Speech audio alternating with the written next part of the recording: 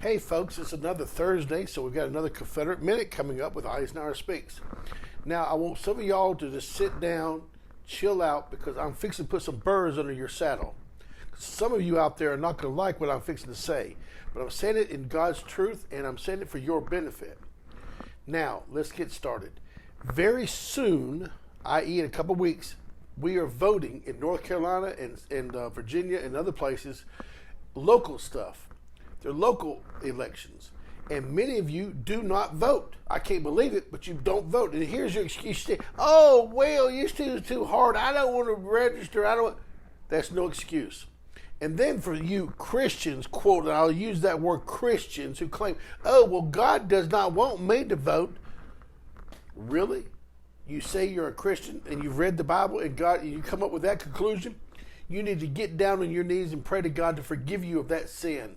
I'm telling you, folks, if you are an evangelical Christian, if you are a born-again Christian, such as I am, and you do not go vote, you are spitting in the face of God. And I just said that under the Holy Spirit leading me there. And I'm telling you the truth. You've got to get out and vote. The reason that we have so many of our monuments coming down, Pittsburgh will be an example. We have 4 of the 5 council members on there, the county councilman, or evil Yankees. They're godless people. They're horrible. They're trying to do this stuff, and they're against the law and everything. But guess what? You voted them in. He said, whoa, no, you voted them in. You sit there and you think that somebody else is supposed to vote. Well, let me tell you, those of us that do vote are tired of pulling the wagon without you being in it. You need to get out of that wagon and pull it with us. You have to vote, period. Do you understand that? Vote. Vote. You say, well, I don't like them Republicans. Trust me. Republican Party is worthless. I am an old George Washington kind of fella. I believe in our founding fathers' wish that there were no political parties. Unfortunately, we did not take our founding fathers' advice, and so there are political parties. And the Republicans are half of the spectrum, and the Democrats are the other half. So, yes, you need to be with the Republicans simply because they are the lesser of the two evils. The Republicans at least are pro-life, at least they're pro-Constitution, and at least they are pro-God. Now, having said that, a lot of our Republicans are a little soury about that, a little bit cowardly when it comes to that, but your vote will make them strong. Now, if you happen, and I can't imagine you being a Southerner and fixing to say, if you happen to say, well, I'm going to vote Democrat. Really? You going to vote Democrat? Really? Oh my God, that is a mortal sin right there, because what the Democratic Party is doing and has been doing for a long time, we ain't talking about your great-granddaddy's Democratic Party, we're talking about Barack Obama's Democratic Party. These people are out of control, they are godless, they are absolutely promoting abortion and everything else. Not to mention taking our statues down. We have an election coming up here in Virginia, and if the Democrats take the House or the Senate back, if they take both of them, God help us, every statue in this state is going to come down.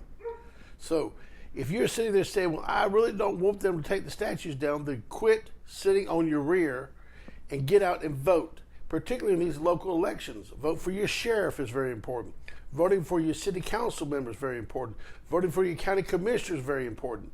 Voting for your state and state senator and your delegate, very important. If you don't know how important it is, look in the mirror and see all the destruction that's happening because you're not out there voting. You're not out there voting because of apathy. That's a sin, my friends. And don't come to me and tell me that Jesus says, give unto Caesar what Caesar's is given. Let me tell you something. This country was founded on God's principles, on the Judeo-Christian ethics. This country was founded on God's wish. And he wishes for his citizens who are blessed to be in this country to go out and exercise their civic responsibility. Do you understand what I just said? Responsibility. You cannot sit there and say, well, I know what. No excuses. There are no excuses. You have no excuse. And if you say, well, I don't like the candidates, hold your nose. eat some garlic, do whatever you want. But you've got to vote for people who are not going to take our statues down, who are not going to turn against the religious folks in this country, who are not going to be tearing up the Bible, who are not putting Christians in prison. I'm telling you, folks, we are very close. We're on the precipice of this happening if more Democrats get involved. Vote Republican. And for you people who say you want to be independent, I got you. At least vote. But my point of being a Republican registered is so that you can vote in the Republican primaries. Because, again, we do have a lot of rhinos in the Republican Party. And in these primaries, we can defeat those rhinos. And I've proven that here in Virginia. We have done very well with getting rid of rhinos in the Republican Party here in Virginia. We still have much work to go, much work to do, many more yards to get, but we are putting out a lot of these people. And we have good, solid Christians who are in public office. I'm not going to sit here and name all of them, but there's quite a few of them. And they are doing God's work, as is the president. That comes to the other thing. You say, well, I don't like Trump. Well, first of all, this election coming up in November, Mr. Trump's not on the ballot. So these will be local elections here in Virginia, and in North Carolina, some local elections. Get rid of these county commissioners who come into this county or come into the state and change the laws. They're evil. I don't know how else to say it. They're evil. And you voting for them makes you evil. And you not voting for them allows them to continue their evil. There's no excuse. I'm sorry. You cannot tell me that it's not godly to vote. This country was founded by Jesus Christ. This country was founded on civic responsibility to keep godly people in office. That's the only way our Constitution works, if you have godly people. And if you need a lesson in civics, sometimes pull me aside and I'll be glad to talk to you about it. I'll talk to you all about the civics lessons of this country. But for right now, get out and vote. And don't say that you don't have time. You know what?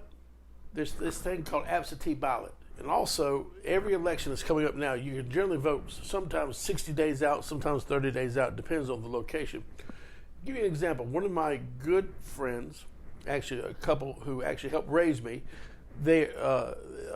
she's in her late 80s and he's in his early 90s.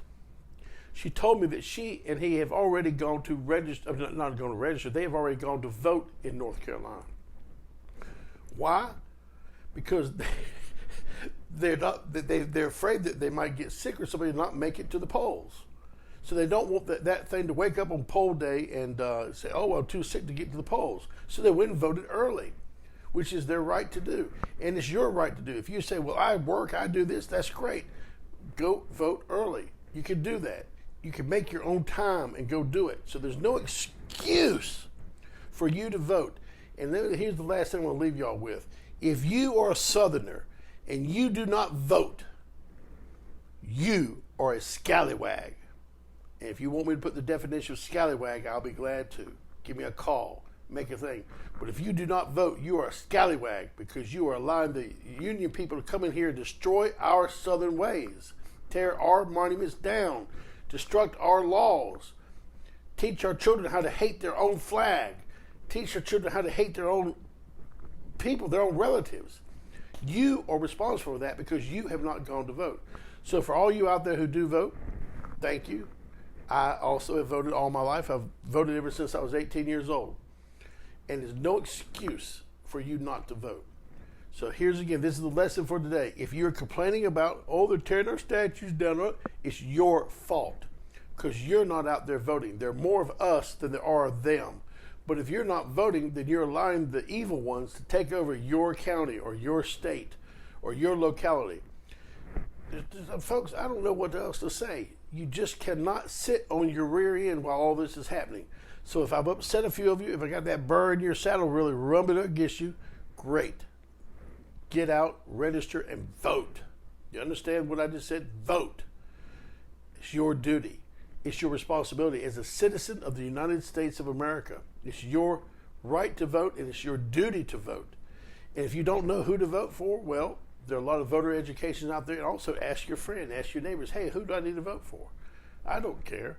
It doesn't matter. I don't care whether you vote Democrat or Republican, although I cannot fathom that you would find somebody in the Democratic Party that's worthy to vote for. But, you know, that's just me. But if you go out and vote and exercise your constitutional right and your privilege. It's a privilege to vote, folks. Do you realize that? It's a privilege. I'm just saying, if you are a Southern Heritage Movement person and you have not gone out to vote, you are part of the problem, a big part of the problem. We are out there fighting, and you're making us push the wagon with you in it.